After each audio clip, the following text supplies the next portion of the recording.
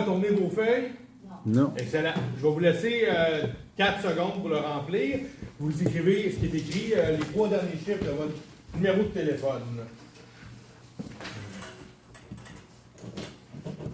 Quand je vais vous dire de retourner la feuille, vous allez la retourner. Et on sait où ça? OK, go, retournez-la. Là, la question, vous n'êtes pas obligé de connaître la réponse. Vous répondez tout simplement.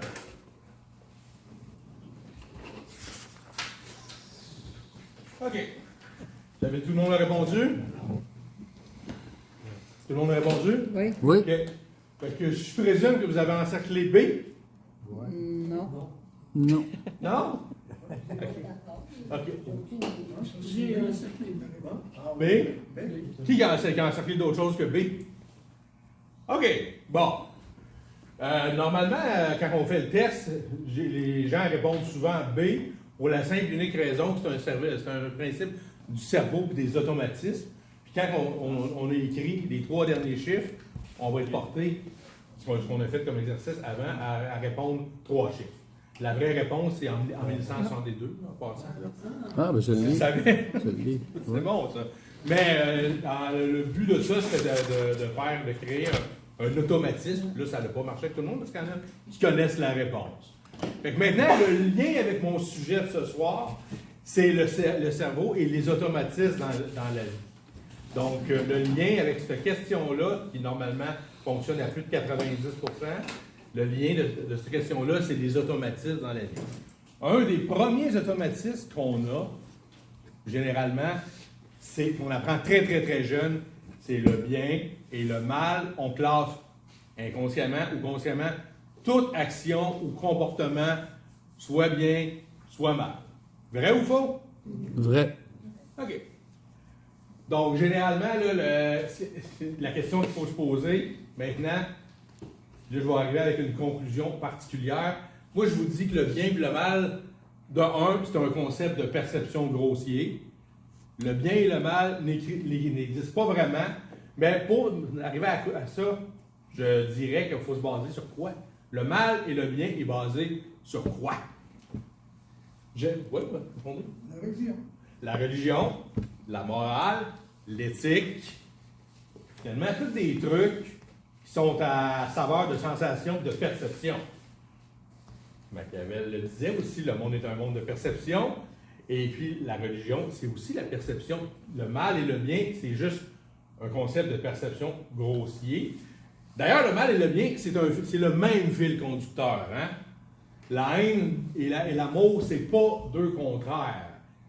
C'est le même fil conducteur. Ce qui est le contraire de l'amour, c'est l'absence de l'amour. Tout simplement. Le mal et le bien aussi, c'est basé sur une sensation par rapport à la perception qu'on a des actions. Comme si je vous dis, mettons, vous volez dans un magasin. Vous volez dans un magasin de la nourriture. Un pain pour manger parce que vous ne pouvez pas vous nourrir. Est-ce que c'est bien? Est-ce que c'est mal? Là, ça va être vraiment sujet à débat. Il y en a qui vont dire c'est bien, c'est mal. Voler, c'est pas bien, voler, c'est mal, mais voler pour se nourrir, c'est une autre chose. Donc, une autre preuve que c'est un sujet à perception. Qu'est-ce qui définit la morale aussi?